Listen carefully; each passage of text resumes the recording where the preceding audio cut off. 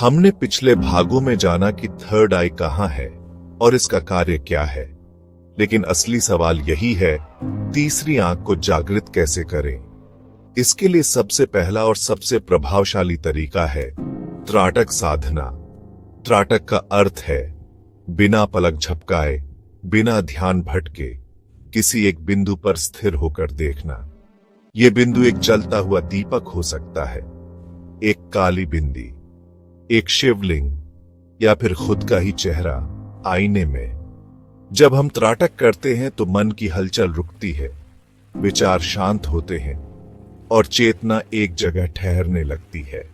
यही वह क्षण होता है जब तीसरी आंख के द्वार हल्के हल्के खुलने लगते हैं।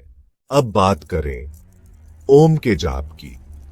ओम कोई साधारण शब्द नहीं, यह ब्रह्मांड की मूल ध्वनि है। जब आप गहरी सांस लेकर धीरे धीरे ओम का उच्चारण करते हैं तो उस कंपन, वाइब्रेशन का असर आपके मस्तिष्क और पिनियल ग्लैंड तक पहुंचता है। यही ग्रंथि जिसे तीसरी आंख से जोड़ा जाता है वही सक्रिय होने लगती है।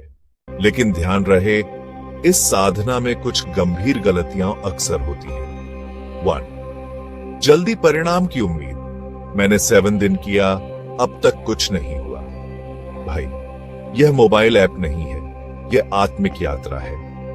2. अनुशासन की कमी। त्राटक या ओम जाप को कभी कभी जब मन करे ऐसा नहीं चलेगा। रोज एक ही समय, एक ही स्थान पर साधना करें। 3. गलत जगह ध्यान केंद्रित करना। कई लोग त्राटक करते हुए आंखों को जोर से खोलते हैं, यह नुकसान कर सकता है। ध्यान हो तो सहज हो, तनाव नहीं, तल्लीनता हो। और सबसे जरूरी बात, जब आप इस साधना को नियमित रूप से करते हैं तो शुरुआत में कुछ हल्के बदलाव दिखने लगते हैं, जैसे कि गहरी नींद, सपने में दिव्य दृश्य, माथे के बीचों बीच हल्की गर्मी या कंपन और मन की शांति।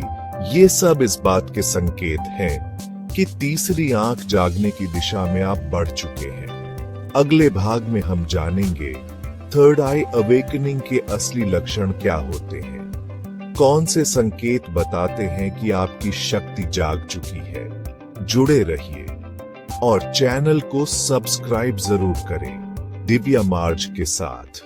ओम नमः शिवाय।